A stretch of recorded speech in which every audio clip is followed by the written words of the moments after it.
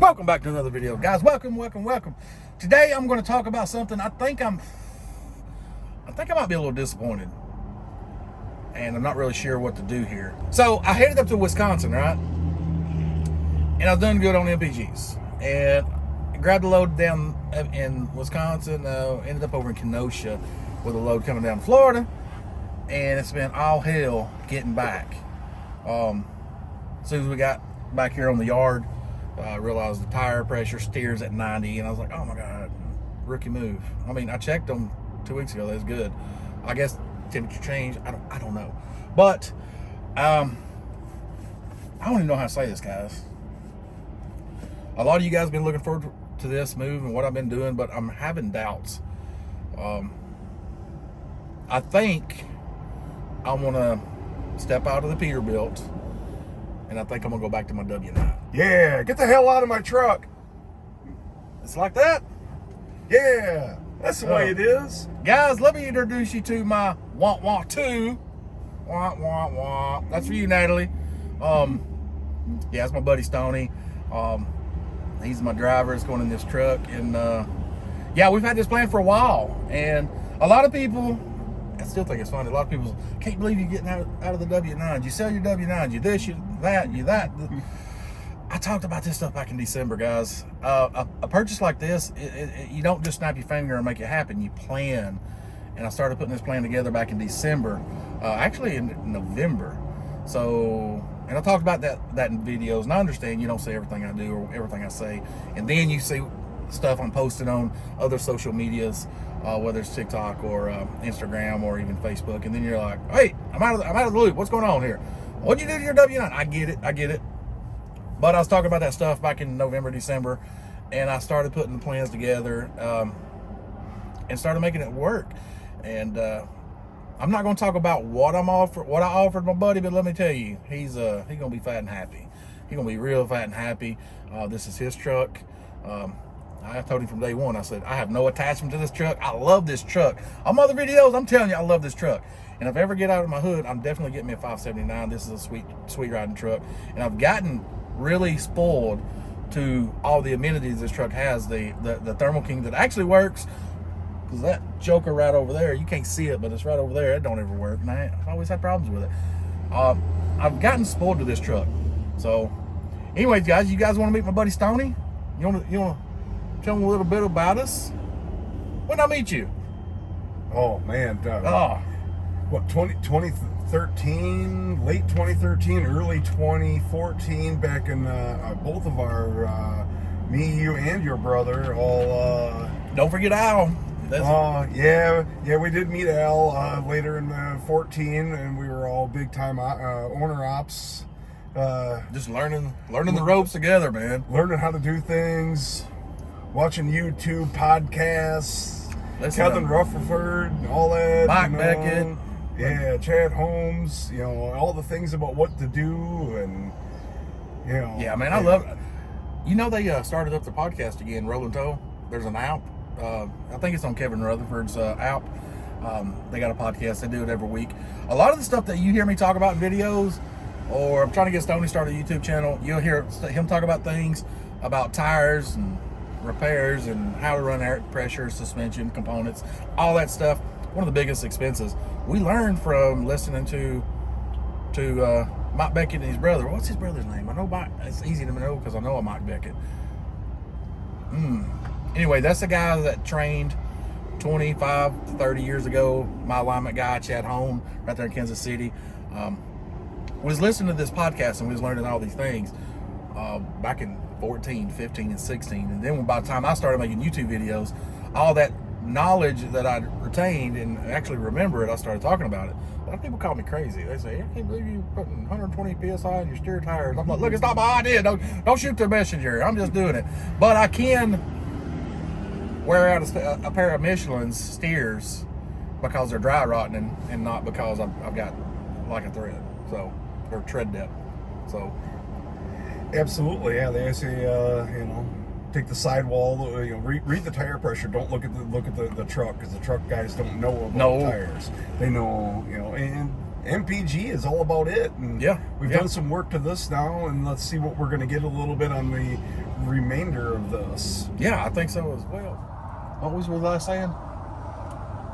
About tire pressure? We don't want to go talk about tire pressure. Yeah, we don't want to get too in depth in that. This is a launch and introduce of what you're trying to do here, building a fleet, or maybe, or whatever else you're planning on doing. All I know is we've been lifelong friends. Was working a little bit of a local gig that wasn't working out all that great, and so You wasn't fat and happy. I wasn't fat and happy. That's right. Yeah. See, fat and happy could be good. I'm already on the chubby side, but let's not make it too fat. But you ain't got me but about 50 pounds, man. I got to lose some weight. I'm really thinking about that carnivore diet. So if you got any carnivore diet tips, what you guys doing? So a lot of people tell me carnivore, just go full carnivore, even keto. I'm really good at fasting. I mean, we spent the last couple of days together getting this stuff ready. And you see, I'm not really a pig. I don't eat too much, and I eat in long periods. I usually don't eat until 2 or 3 o'clock in the afternoon. Snack and then dinner, and then I don't eat again until the next 2 or 3, 4 o'clock in the afternoon. But I've got to lose some weight. I think I just got to do it the old-fashioned way and work for it. And I'm lazy, so I think I'm going to start bulking or going to the gym or something. But anyway, this ain't about me. This is about to add to what you're saying. Guys, this is Stony, man. It's been my buddy for a long time. Met back in our Roadrunner days, and me and him both was just new owner-operators back in the day, and we just always remained friends. We was at Roadrunner, shoot, a good 3.5 years after we met. 2.5, almost 3 years. After we met at Roadrunner, and just always bouncing ideas and different lanes and all the stuff. And he was in the same boat I was in. When we was there, we was at a ceiling, we was capped. And even after I formed my authority, he stepped out away from there and went to Landstar. And he ended up with a truck and started nickel and diming him to death, and it just kind of put him out of business. And that's whenever I was like, I'm gonna make this deal right here so sweet you can't tell me no, because he's gonna be making owner-operator money, guys. He's gonna be making. I don't want to jinx it, but I think you're gonna be. No, we're gonna be good, and you did. I mean, you worked hard. I mean, because I did tell you no 4 times. You know, and it was just no. I need to be home, and that's not where I want to go. And you did. You made this deal so sweet. And this truck is beautiful. It's a very nice truck. I love the blue. It rides good. It does take a little bit to get used to. I was a day cabber for the past 1.5 years, and I am home every night, so that makes a little bit of a difference. I was almost a little intimidated by her size. I was. I'm used to my W9. My W9's heavier and is longer, but I got a flat top W9. And cabs like this, and over here, I mean, I could stretch over here without even have to worry about slapping my buddy. Yeah. If it was in the W9, I'd have my arm around you. I mean, like, come here. It's huge difference. No hugging on camera. Huge difference. Yeah. Huge. Yeah, don't go into that. Your wife and you've been giving us all kinds of shit about cuddling and spooning. She asked us last night. She's like, "So who's a big spoon?" Well, the first thing I can think of is we can't reach an agreement on that. That's right. Actually, we wasn't even. We was just going to team down or actually drive down with a load he's going to Florida, and but man, we just that traffic and the storm coming through Chicago and Illinois was dealing with 20-mile-an-hour headwinds, 30+ gusts coming out of the southeast, coming up to the northwest slide, right up that corridor. We was coming up, and it was going up, was coming down, and. Next thing you know, it's saying we're not going to be in Ringgold till like 3 o'clock in the morning, 4 o'clock in the morning. I told him, I said, "Listen, dude, let's stop." I found a place. I said, "I sleep in the truck. All my bed's still in here from, driving around doing everything, getting up to see you. I sleep in the truck. I just put you in a room." He said, "No, you don't need to waste no money on that shit. I've got my bunk." And anyway, we threw his mattress up on top. And he's like, "I sleep on top. You sleep on bottom." And when I get up in the morning, because he's an early riser, he gets up at 5 o'clock in the morning, and he said, that way you ain't got to get up and get down from the top bunk. When I start driving, I climb down, get driving, and put it in the wind. But let me tell you what happened, man. I slept like a baby in a cradle. He's up here getting used to this truck. This truck's doing this right here. And all I'm thinking, if I had a lullaby right now, boy, I would be sleeping good. But he's getting used to the truck. And I told him, I said, don't feel like I'm judging you, dude. I said, it took me, 1,200 miles to get used to this truck, because the way it's like riding on a cloud, man. It's just... Yeah, it just kind of teeter-totters. It's dancing with a big fat girl, you know? Yeah. She's dancing her on the floor. But going up to Janesville to come up there and get you, man, it's like I stuck to the road, felt like I was in a sports car, because I done got used to it. I done got everything. I then got used to driving. Oh, excuse me.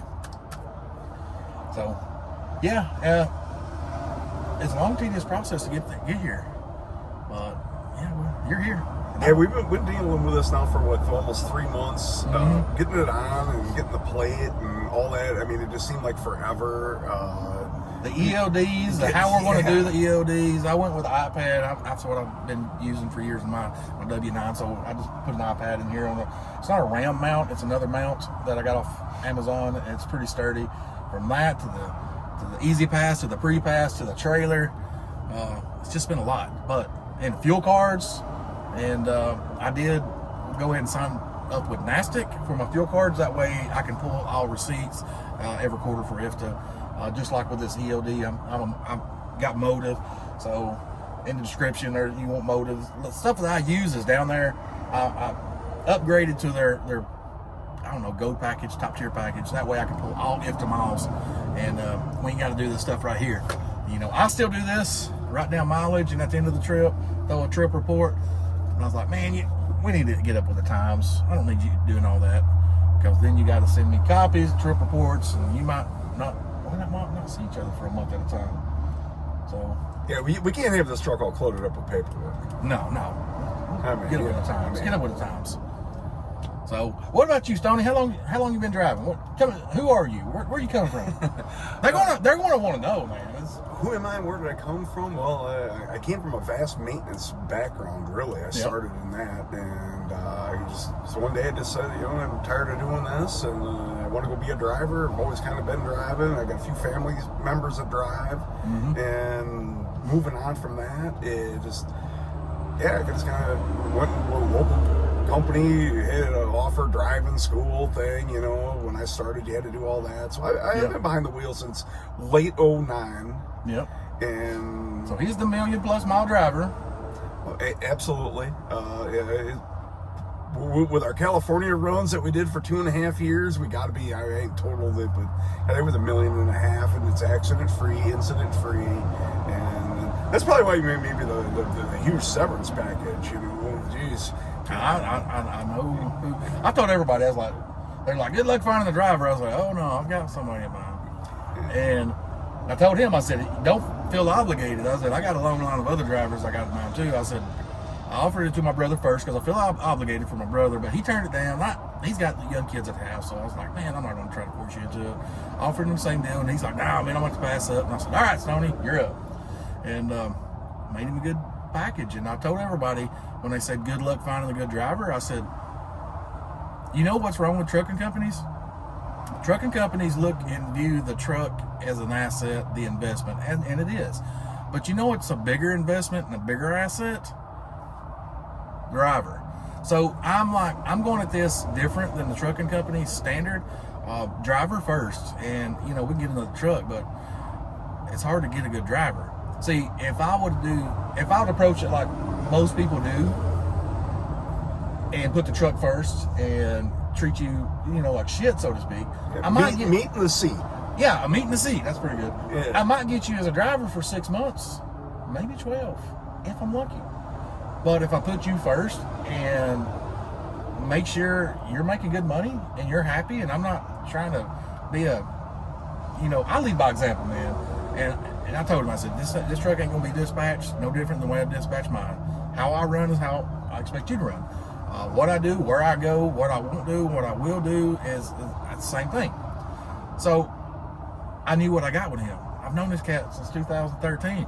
I know how he runs, and I'll tell you, I told everybody that said good luck finding a hard driver, I said, the guy I've got in mind, I said, he's more meticulous about his truck than I am. You see my truck, it's going to be dirty at times. I might go through a the small patch, and you can eat off the floor, but you'll be able to eat off this floor in this truck anytime. Tire maintenance, pre-trips, everything. He's tedious as hell about his equipment, about how he does things. He's one of those guys that really, he's got high standards, and he won't slip on the small things. But yeah, I wouldn't worry about that. Like it. I appreciate the people when they see a good, hard-working feller. Yeah. We try hard, and we do try to keep our equipment nice, and it helps you, when you're driving down the road. It helps you, when you're going through the scales. I mean, sometimes you might get picked on because they look at an easy pick, but if you keep up on your stuff, and you don't have any problems. Exactly. I've never had a DOT violation yet. And I'm sure we won't have one. Not with this. You've done a lot of work on this, and we've continued doing the work the past 4 days, plus trying to do a couple loads in there, and it's all coming together. It's working really well. Yeah. So what you think about maybe once a year we'll team back and forth to California a couple times? Oh, I really could go for some of the taqueria. Taquerias, the big super burritos. Oh man. Yeah. What's that avenue? If you're familiar with Livermore. Is it Halstead Avenue? Or what's that? No, it's not Halstead. That's Chicago. I really don't remember, but it's at the bottom of the hill. It's the first. Man, they got the best burritos ever. I lived on that shit for over 3 years. I was on that run longer than Stony was. I came out of Atlanta to NorCal, and he came out of Chicago and Milwaukee to NorCal. So, yeah, but we was all there at the same time, 2 or 3 times a month. I miss those burritos, man. It's been a while since I've had some. Yeah, the burritos, getting in and out. Yeah, man. I ain't had an In-N-Out burger. Yeah. I mean, they're down there. Now I just got to give me a load over to Texas. We can maybe get a Whataburger in, They're a little better over that way, I think. It's been a long time since I've been down that way, but, little good weather. Yeah, but what I was getting at, I might have to run you through. Well, I mean, you got a team truck. I might got to jump in here and go teaming. Well, I think we could probably do something like that, Yeah, help us both out, make a little extra cash on the truck, and then we could buy more goodies for it, Yeah, we got cab lights again. Yeah, I got to talk into some chicken advisor. lights or whatever. Yeah, absolutely. Well, all we got to do now is build up that maintenance fund. That way, I mean, a lot of people doom and gloom. They say, it's a lot of money, man. Your engine goes down, blah, blah, blah. So, $30,000. Cool. So, what you do is nip it in the bud first. You build that maintenance count up. And then, when you run across problems, it's nothing but a swipe of a card. Boom, take care of it. So, yeah, we get that maintenance fund built up. Yeah, we're going to have to dollar up. Maybe put her in the truck shop. You got a pretty good shop too that takes really good care of your equipment. Yes, so, it's the only shop in the country I go to. That makes a big difference too. Yeah. I mean, in try to build rapport. I mean, everybody's still about that. Yeah. I mean, you can't avoid a breakdown. I mean, it's happening. It's a mechanical piece of equipment. Yes. It's going to break down. But the more time you spend in have a rapport with your local shop, the better your equipment will always be. Yeah. And I tell people this a lot, and I tell you guys, my number one asset to my success is my shop. Not only with the longevity I've gotten from my Kenworth, she's got 870,000 miles on it yet. Still never been cracked open, still ain't been rebuilt. I'm pushing for that million plus. My last truck, I put 400-some thousand miles on it, never shut me down on the side of the road. And we're going to get the same with this as well, because this truck goes to the same people. But that's been my number one asset is my shop. And that, if you're looking for a good shop, might as well throw them out there. It's Haggai Automotive and Truck Repair down in Griffin, Georgia. If you look in the description, their information's down there. It's the only shop my trucks go to because they're very well taken care of. Absolutely, it's a good place. All right, guys. I think I'm about ready to wrap it up. I think so. I got to go for a drive yet. I mean, you got to get the hell out of your truck. No, I know. Or get the hell out of my truck. Kicking me out of the damn truck. Man. We got to go make us some money. All right. Anyways, guys, if you like this video, give us a big old thumbs up. Subscribe if you're not subscribed. And until the next video, see you. Bye. And always remember, if it don't make sense, it don't make dollars. I know that's right. See ya.